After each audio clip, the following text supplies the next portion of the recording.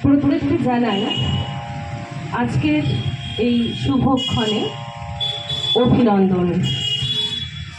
অভিনন্দন এই কারণে যে আবারও একটা নূতন চেতনা, যা হয়তো চির পুরাতনের কিন্তু নূতনের বেশে আবারও আমাদের সামনে, এবং আরেকটি বার সেই বিদ্রোহী কবি নজরুলের চেতনাকে আমাদের অন্তরে আরেকবার বসিয়ে নেওয়ার সময়।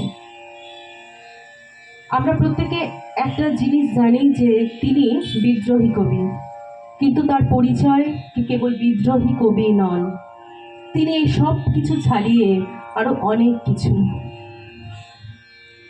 অগ্নিবীণা হাতে নিয়ে, ধূমকেতু সম জ্যোতি নিয়ে আবির্ভূত হয়েছিলেন তিনি, এই কথা ঠিক, কিন্তু তার ভক্তি, তার চিত্রের প্রেম, তার বিদ্রোহী ভাব, এই সব কিছু মিলেমিশেই কবি নজরুল।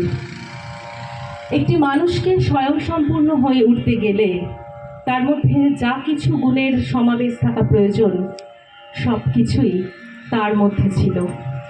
দারিদ্র্যের যাতনা, যন্ত্রণাকে বুকে চেপে রেখে পেটের খিদেকে মেরেও থামেনি তার কলম, থামেনি তার কণ্ঠ, তার সেই চেতনা আজকের যুগেও।